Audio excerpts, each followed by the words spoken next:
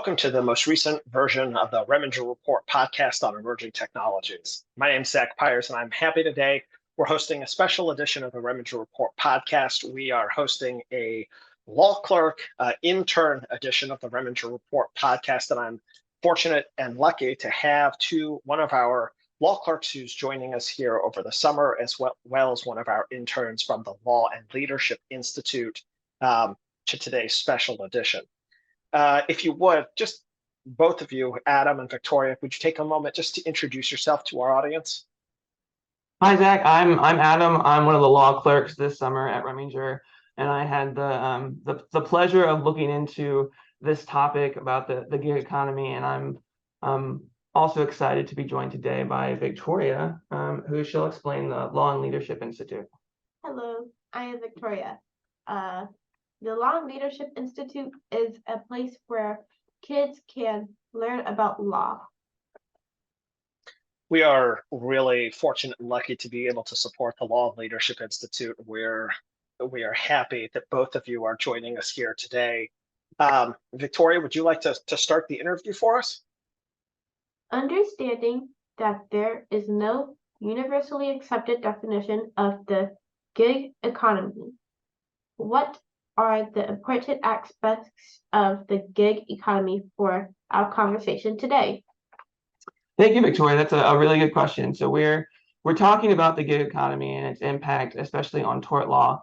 And to kind of understand what this is, we kind of need a working definition. And the IRS kind of gives us some background. The gig economy involves freelancers, or gig workers, people who share resources. They earn income by providing something on demand. They can provide work, services, their own personal property, but all of this happens on a digital platform. And so this means that the gig economy is the varied expression of three components: the freelancer, the consumer, and the digital platform. And that's what we're working with. Now, Adam, we've talked throughout this podcast series, kind of at length over the last 2 to 3 years about the gig economy and a number of reasons, and a number of different ways. One of the things that we're going to be approaching this topic, I think, a little differently today from the gig economy, in that you're going to be talking kind of about the I don't want to say juxtaposition of negligent entrustment, which is a tort law theory, as it applies to some of these gig economy companies and or providers, and also what is commonly referred to as Section 230 immunity for the internet companies or internet platforms. So we're going to be talking kind of about the juxtaposition of those two legal principles, which is frankly a new approach and a new issue as we kind of look at this. And I know that you've been researching this for Kent and Steele and myself over the summer as kind of you've looked at this. So I just want to kind of provide that framework to our listeners, because I know when they hear gig economy, they're like, oh, no, not this again. So tell us, most people who are engaged in the gig economy are either kind of fall into the consumer or the freelancer kind of side. Give me some examples of kind of what the differences are and kind of what the similarities are between these kind of these two different types of distinct users. Yeah, thank you for that context. I think it's important to provide some of the framework. And like you mentioned, I'm sure a lot of the listeners have heard the gig economy. We've talked about the gig economy a lot here at Reminger. And the important part for this conversation on negligent entrustment and Section 230 is just the understanding that both freelancers and consumers are a major part of our economy. So for freelancers, one report projects that by 2027, 85 million people in the United States will be freelancing. That makes up more than half of the U.S. workforce. Now, we understand that that's not their sole income, that this might be somebody just supplementing their income, but it's a major part of the economy. Consumers, it's harder to find numbers. It's a little trickier to see like how many people are actually using these apps. But one study in 2021 showed that 37% of Americans used some digital platform at least once to order food from a restaurant or a grocery store. And it's projected that by the end of 2023, the gig economy is going to reach almost $500 billion in revenue. And so it's a big part of our economy, and it's often broken up into these like two players, either the freelancer or the consumer. And I'd like to start talking about them more as a community. And so take, for instance, a vehicle. I want to commute to work in a nicer vehicle than what I can currently afford. Somebody else wants to do the same thing. On these sharing platforms, I can purchase a vehicle that might be out of my price range and then supplement that income by ride sharing, by allowing somebody else to ride with me on my daily commute. The end result is that we both have property that allows us to expand economically. But whether one of us is the freelancer and one of us a consumer, it looks the same. And so it's really this community facilitated by these digital platforms that allows us to share resources, to share services, to share our work product in a very effective way. So if we're talking about sharing resources between the freelancers and the consumers, what makes the digital platform aspect of this so important? And I'll give you, I remember years and years ago, we had next door neighbors who were wonderful people, and the wife called us and said, "Hey, my hairdryer just died. Can I borrow your hairdryer?" And my wife I heard her on the other end of the phone say, "Yeah, the neighbors had keys to our house." She said, "It's in the upstairs bathroom, look in the bottom drawer." And our neighbor came over and borrowed the hairdryer, right?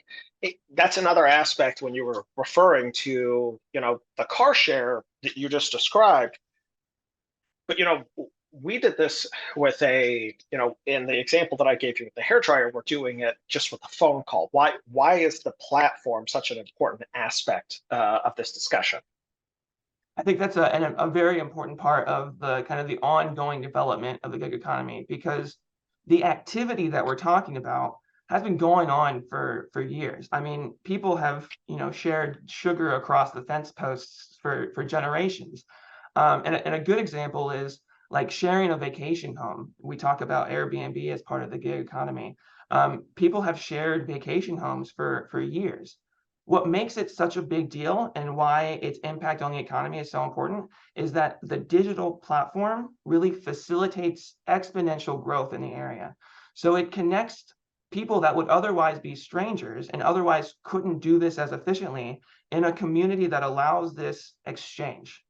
So the digital platforms really allow everyday users to share these resources. It builds the relationship.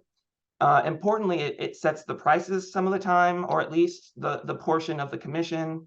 And they're a public face to the enterprise.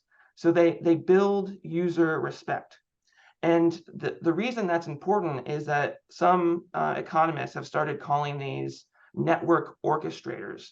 So instead of a traditional service that like builds its own product and then sells it to consumers, these network orchestrators in the gig economy really leverage what the users bring to them in the co-creation of a service. And so it's this interplay of taking resources from the community and then giving it back to the community in a very efficient way. But the hub and the important part, the necessary part, is the platform. And that's going to be really important as we talk about Section 230. Now, if, what you described, right, is that these relationships can be beneficial to both the consumers, to the freelancers, and to the platforms. So why do we keep having this conversation about tort liability, and why is it so important that we figure it out? Well, it's really interesting. The Reminger report, the Reminger is a law firm, you're a lawyer working in the space. Tort law, we think, is very important. It's important for consumer protection. It's a deterrent for negligent behavior. It's a tool to allow people to make themselves whole after an injury. And while the digital platforms are an amazing tool for efficiency, it doesn't remove the realities of everyday life. So we still need tort law to really impact these interactions people are having. The problem is the courts have kind of struggled to figure out what to do with them. this boom in efficiency is also raising some novel questions on how do we engage in different aspects of the gig economy. What does it mean when freelancers are also consumers and consumers are also freelancers? These are really difficult questions. And we've seen this a lot. For example, you've done a lot of work on whether or not a freelancer is an employee and what those distinctions mean. And then what I looked at with this report is really what impact does the Section 230 of the Communications Decency Act have on tort reform, tort implications for the gig economy, and really what immunity it might give them? Now, when we talk about Section 230, I know there has been a lot of news surrounding its impact and application as it relates to social media companies. Can you explain to us kind of what Section 230 immunity is exactly? So this is one of those times when I'm going to be very clear that I am a law clerk in law school, and Section 230 is this behemoth legislation, this behemoth act, and there's a lot of moving pieces to it. But to really distill it down into like a manageable size, the important part for us is that Section 230 immunizes online platforms from liability resulting from what their users post. And and pertinent part, I'm gonna say the language because I think the statutory language is important. No provider or user of an interactive computer service shall be treated as the publisher or speaker of any information provided by another information content provider. And so what that means is that to qualify for Section 230 immunity, the defendant must be a provider of an interactive computer service. The cause of action must treat the defendant as a publisher or speaker, and the information at issue must be provided by another information content provider. And those are really the important parts that I'm going to talk about. Now, if you could kind of explain to us how has this Section 230 been applied as it relates to digital platforms? And so this is the sticky part. And so as I mentioned, the big parts is that what's an interactive computer service and what is content provided by another information content provider.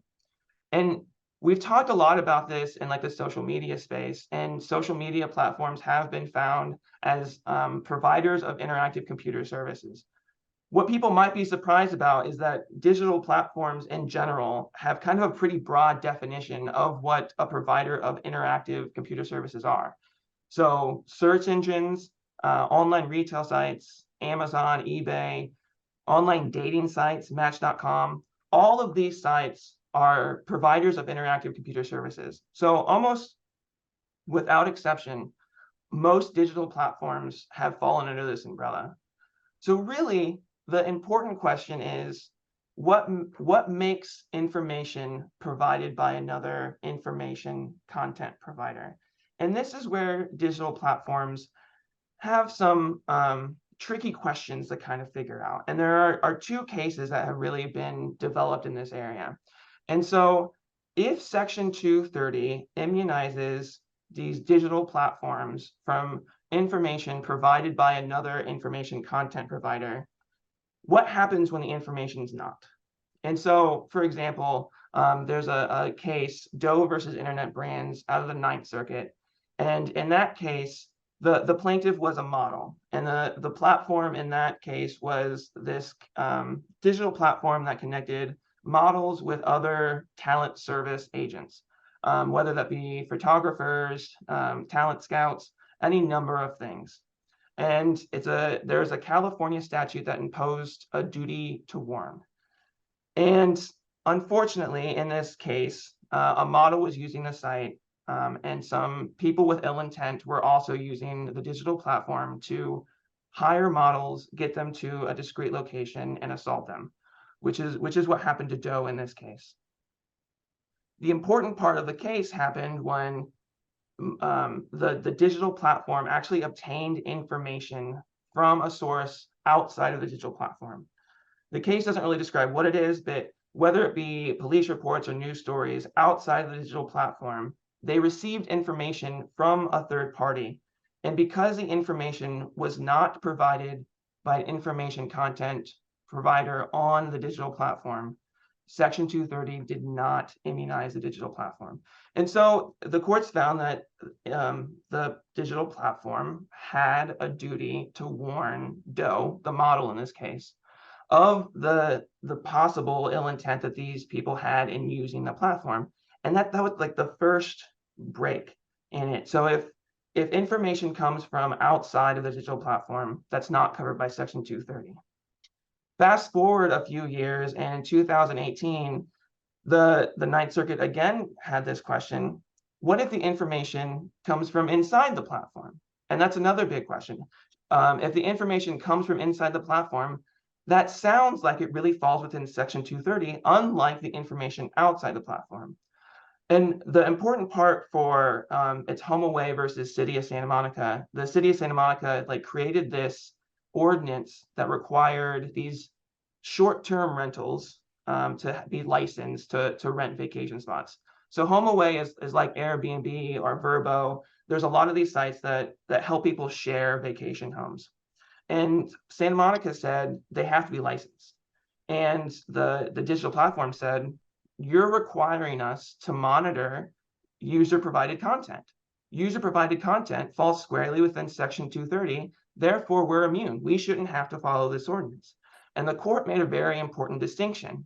It separated content resulting from third-party users and content provided by third-party users. And so what the court essentially said is, you can follow this ordinance if you just monitor transaction data and rental location. Those aren't things necessarily provided by the user, but they result from user interaction. And so that took it outside of the realm of Section 230. User interaction with the platform. Correct. Yeah. Okay. And so that was the big thing is what is this line of the users interacting with the platform? And is the information coming directly from the user who interacts with the platform? And that's kind of the ongoing question that we have. So as we discuss these cases, why is negligent entrustment important to understanding Section 230?